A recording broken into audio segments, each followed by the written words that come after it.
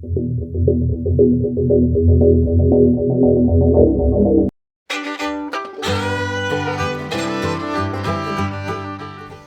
this installment, we are off to see Nashville, Tennessee. Nashville is the country music capital of the world, so I really hope you like this kind of music.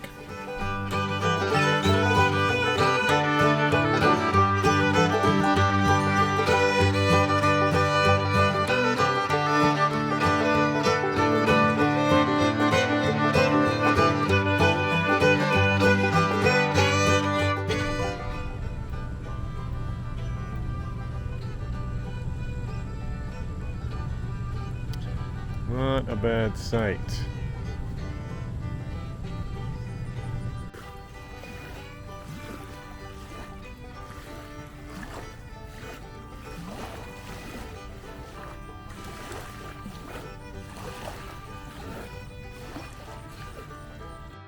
This is Nashville Shores RV Resort.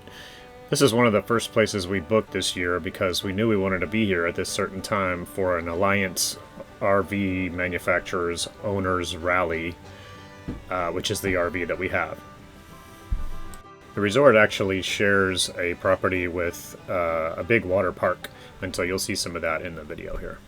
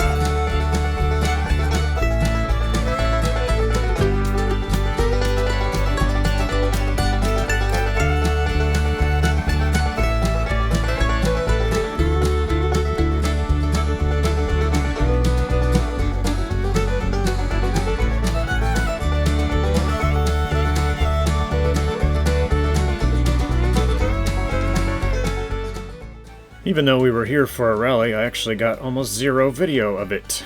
But here's a little video of the cornhole tournament that happened.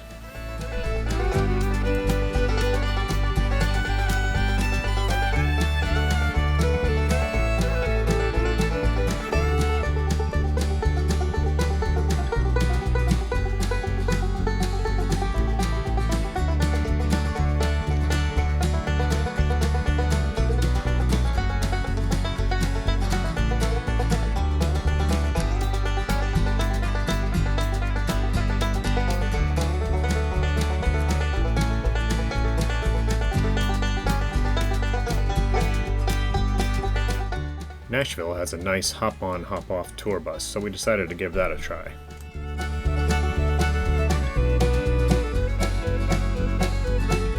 Now, here's your conductor. All right, everybody, how are we doing here this morning?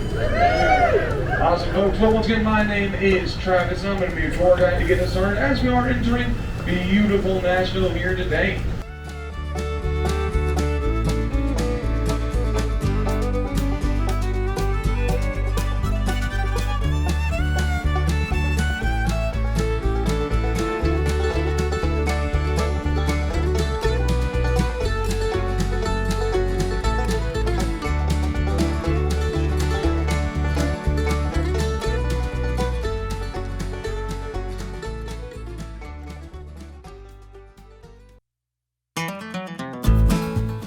Our first stop on the tour was the Ryman Auditorium.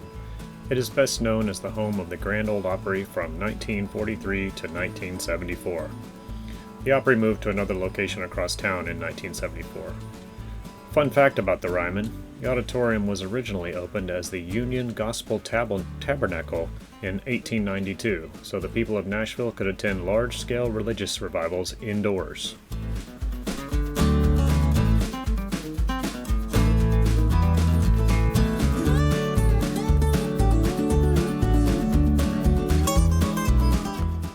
Here you can see the Bridgestone Arena on the right. It's a multi-purpose venue, but is primarily the home of the Nashville Predators hockey team. On the left you can see part of the Country Music Hall of Fame building.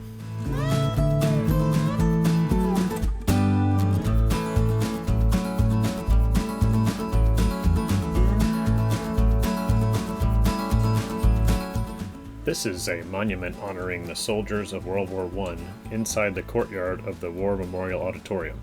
It's actually a 2,000-seat performance hall built in 1925. It also served as the home of the Grand Ole Opry before it moved to Ryman Auditorium in 1943.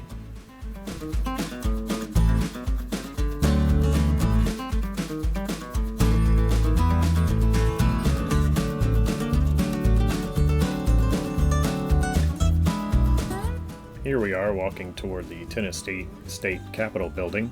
The building was completed in 1859 and it's one of the most prominent examples of Greek Revival architecture in Nashville. Fun fact: this is one of only 12 state capitals in the U.S. without a dome.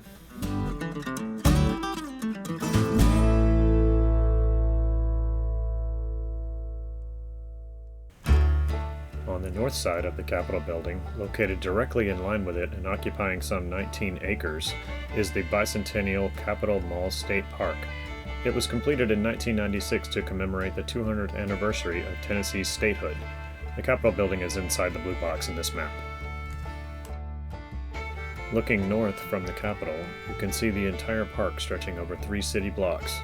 In the foreground, you can see a 200-foot wide granite map of the state highlighting its cities, counties, rivers, major highways, and railroads.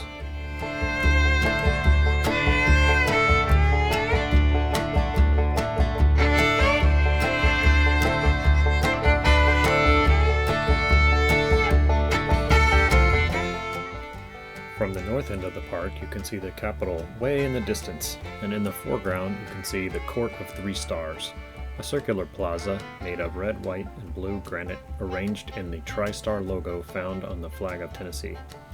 These stars represent the 3 grand divisions of Tennessee. Surrounding the plaza are 50 columns containing a 95-bell carillon, representing the 95 counties of the state and the state's musical legacy. The carillon plays a portion of the Tennessee Waltz every quarter hour and the entire song each hour. Near the center of the park is a World War II memorial that contains 10 pillars etched with images and descriptions of the war relevant to the state. The granite globe that is the centerpiece of the memorial weighs 18,000 pounds and is suspended by water.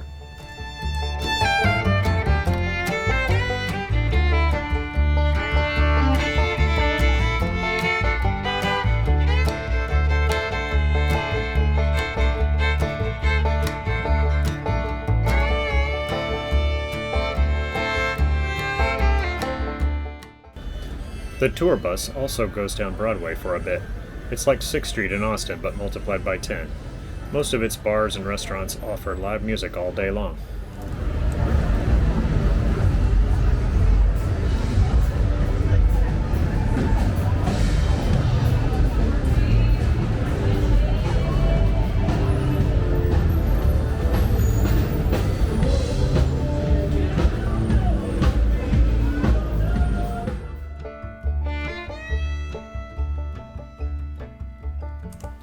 The tour begins and ends at the Cumberland River, and across it you can see Nissan Stadium, home of the Tennessee Titans football team.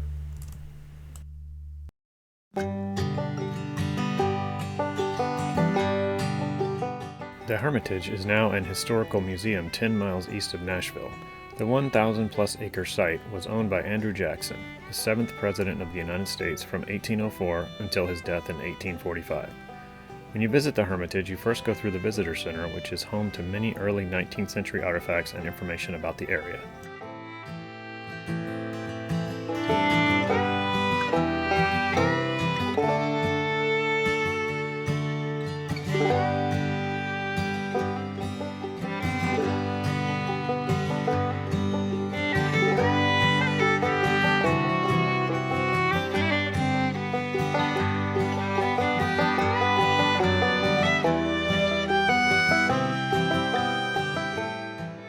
After exiting the Visitor Center, you have to cross the grounds of the house itself. It's very large and wide open and quite a peaceful walk. Fun fact about these trees that lead up to the front of the house. You can see that they are relatively small for an estate this old. That's because in 1998 a tornado crossed the property, destroying upwards of 1,000 of the original trees but missing the house entirely. So most of the trees in front of the house were replanted in 1998. Before entering the house, you get a short presentation on its history. There's no video allowed inside the house, unfortunately.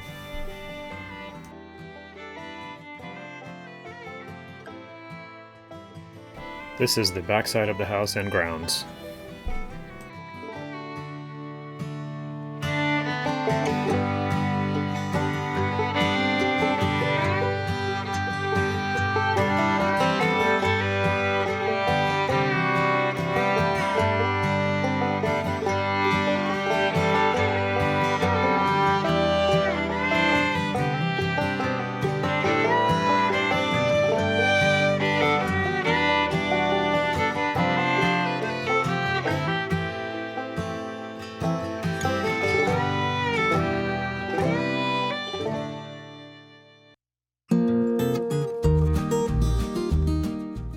The Parthenon is in Centennial Park and is a full-size replica of the original Parthenon in Athens. It was built in 1897 as part of the Tennessee Centennial Exposition, which celebrated the 100th anniversary of Tennessee's entry into the Union in 1796. This replica serves as a monument to what is considered the pinnacle of classical architecture. Originally built of plaster wood and brick, the Parthenon was not intended to be permanent, but the cost of demolishing the structure, combined with its popularity with residents and visitors alike, resulted in it being left standing after the exposition. Within 20 years, the landmark had started showing signs of deterioration, and so, in 1920, a project was started to rebuild it in concrete. The exterior was completed in 1925, and the interior in 1931. It's interesting to be able to see the Parthenon as it would have looked in its original glory.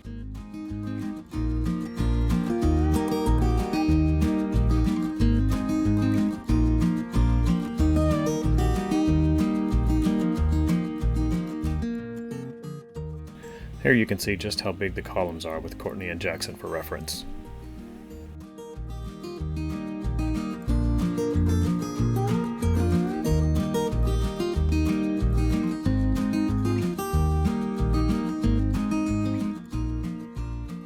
There isn't much to see inside the building except for the exact copy of the 11.5 meter tall statue of the Athena Parthenon. This copy is covered in 8 kilograms of gold leaf and is the only life-size copy in the world. Well, that's it for this one. Please join us next time when we travel to Hot Springs, Arkansas.